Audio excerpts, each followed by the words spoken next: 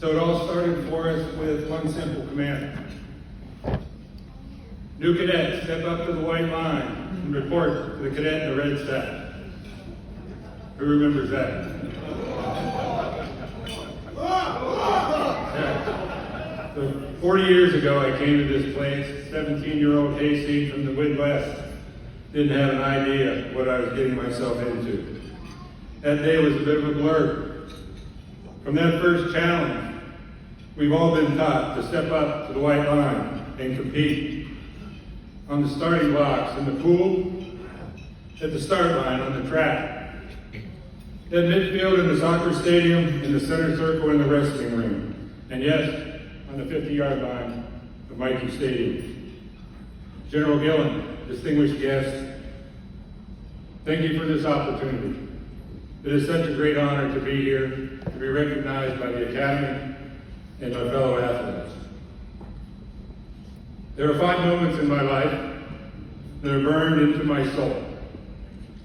Number 1, standing on the line outside the First Sergeant Barracks in Beach Barracks. Sir, New Cadet Smith reports that the First Sergeant of the 1st Cadet Basic Training Company for the first time is ordered. Pretty damn good, huh? You know that the first time 40 years ago, you know that tonight? Rob, that's why I wore 6 stripes. You only wore 2.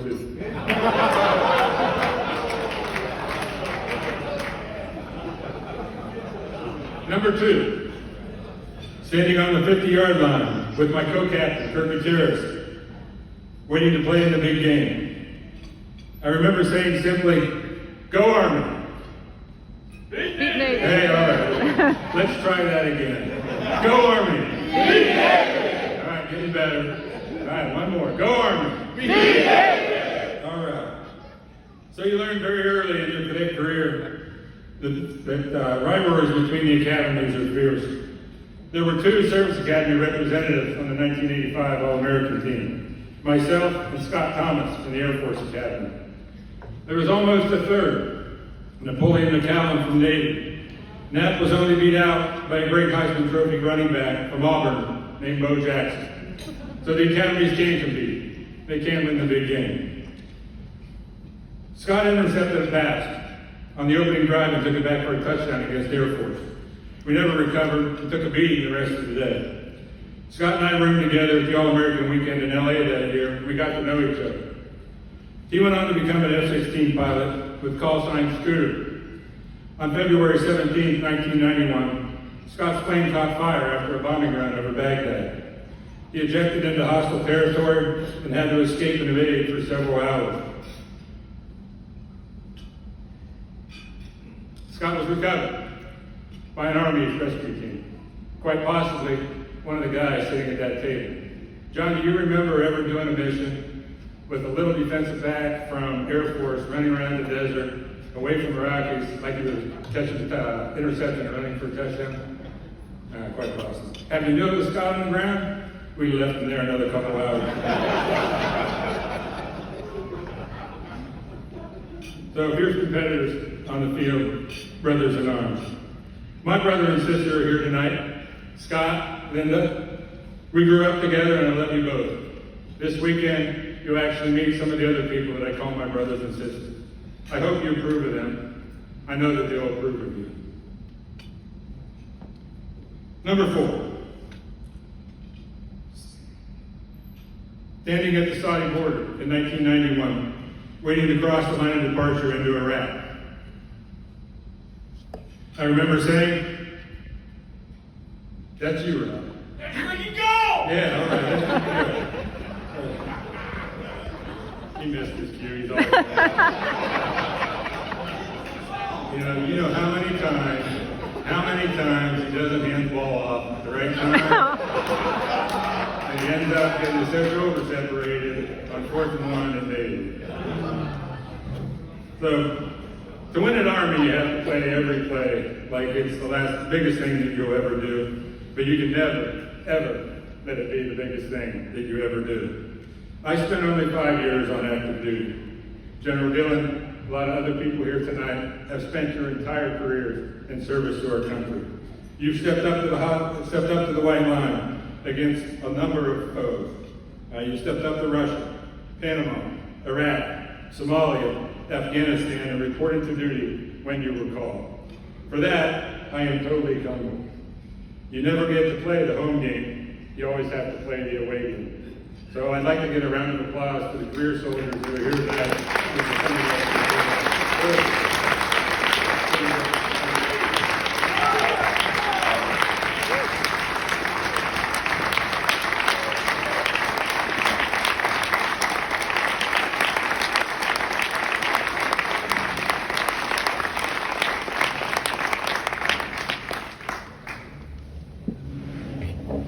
Number 4, standing at the altar, waiting for my wife to walk down the aisle. All I remember saying is, I do. Oh, thanks a lot. My wife of 32 years is here with me tonight. We were engaged the night before I left the Desert Storm in 1990. I had my head shaved, had a screaming eagle on my shoulder, and my proposal went something like this. Honey, I don't know if I'm coming back from this thing, but if I do you want to get married? She said, of course. She gets an A for commitment, but I'll give her a D for maybe an F for judgment. So, thank you for 32 years. It's been wonderful. You're our heroes. Superhuman patience to listen to all my bullshit stories about how great I was back in the day. And maybe tonight, maybe even a few of them might be true.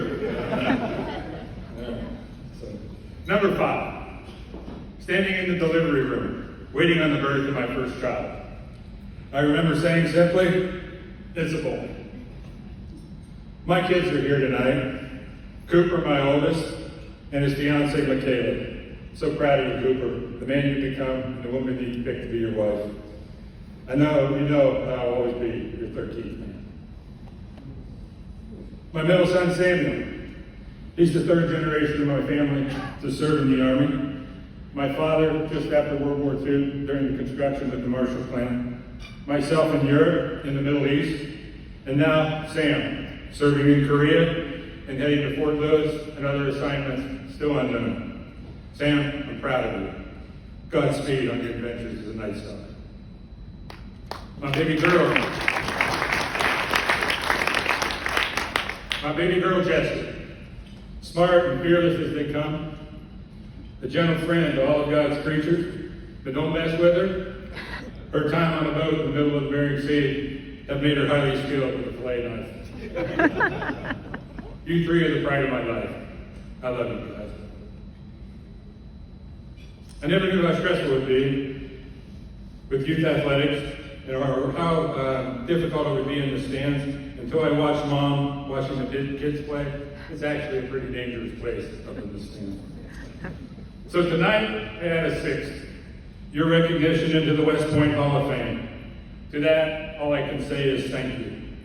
All of us up here have received lots of awards, NCAA championships, bowl games, All-American recognition. But I think I speak for all of us when I say that the most precious thing is to be recognized by your peers, to be selected to the all-playground team. That is truly special. Rich said I should talk for 5 or 10 minutes. If I could ask for your patience, I'd like to tell one story. I know this is going to be a little bit longer than I'm supposed to, so Mike, if you really need to stop me, I suggest a good 4-point stance with all of your weight forward. You got to come off low and hard, anticipate the scat count, so you get an advantage, all right? And either way, you're probably going to end up on your back in the end zone with Healy running past you looking for the cameras.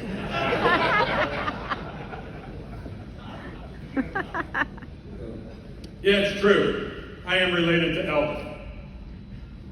On January 8, 1935, a set of twins were born to the Presley family in Tupelo, Mississippi. On that same day, another set of twins were born to the Smith family in Du Bois, Pennsylvania. Both sets of twins struggled in the days after birth. Elvis's twin brother died shortly after birth. My father's twin brother died shortly after birth.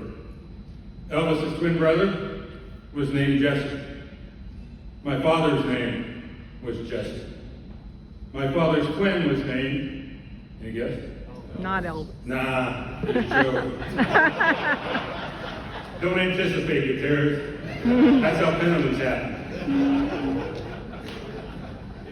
I love this place. I love playing the game.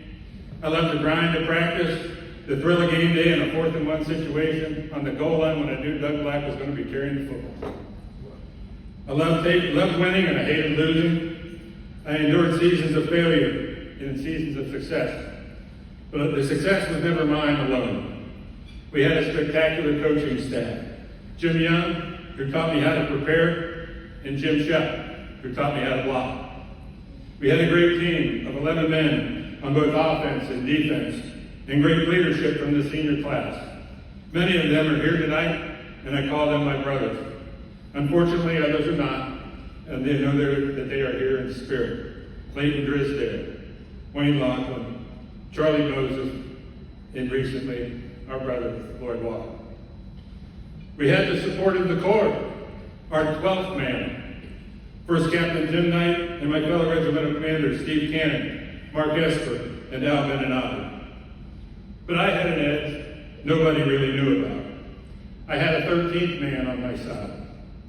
He made a commitment bigger than any of us, and that's why I played as hard as I did. Here's his story. Early in my senior year of high school, my father was diagnosed with cancer. His treatments made him pretty sick, so he had to miss several games. I remember my mom telling me, play hard for your dad. So I did. We won our first 3 games that year, lost our 4th, and I remember telling my best friend, we will never lose again. And we didn't. We finished 9-1 that season. It was a good season. Dad's cancer went. I came to Army. Mom and Dad traveled most weekends to watch the slaughters in the zoo, North Carolina, Notre Dame, Pitt, and others. A true engineer, he kept notes on my performance.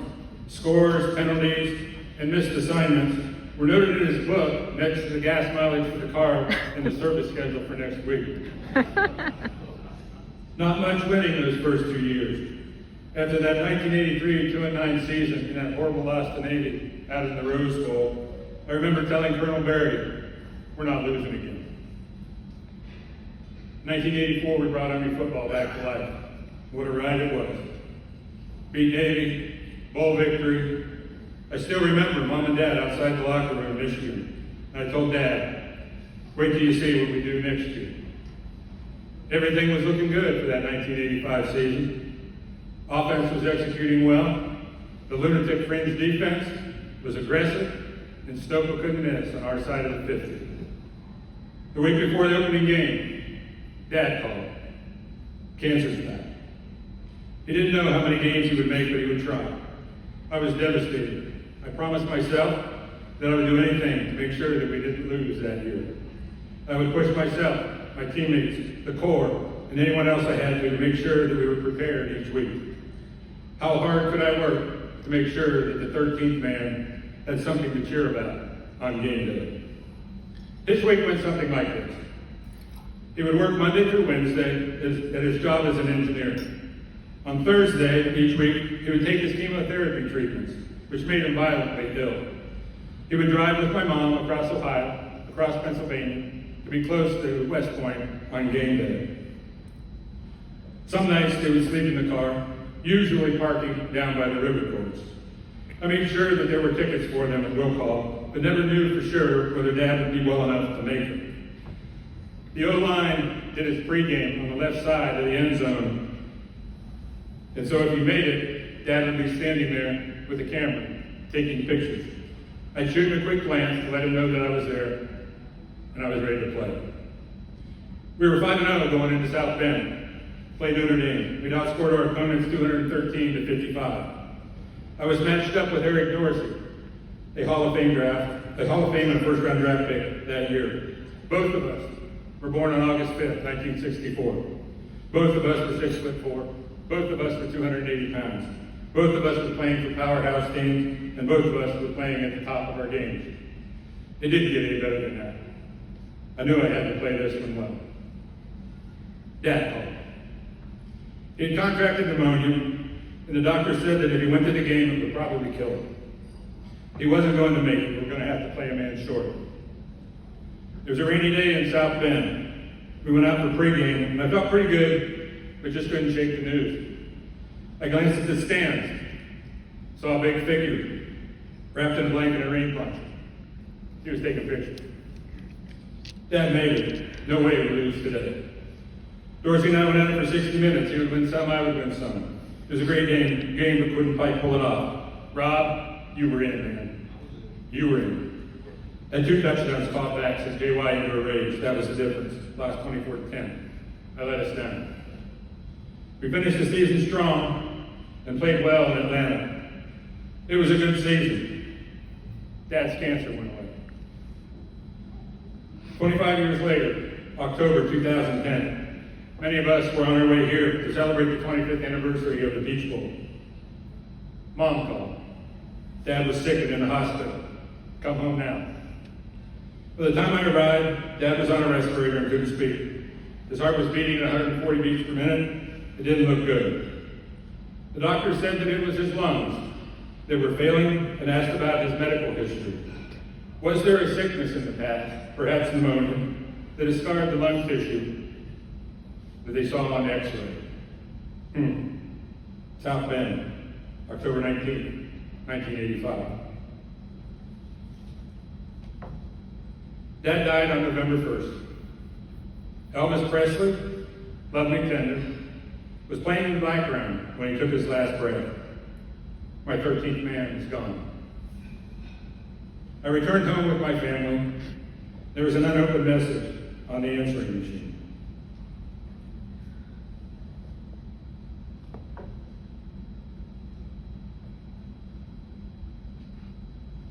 Can you play that?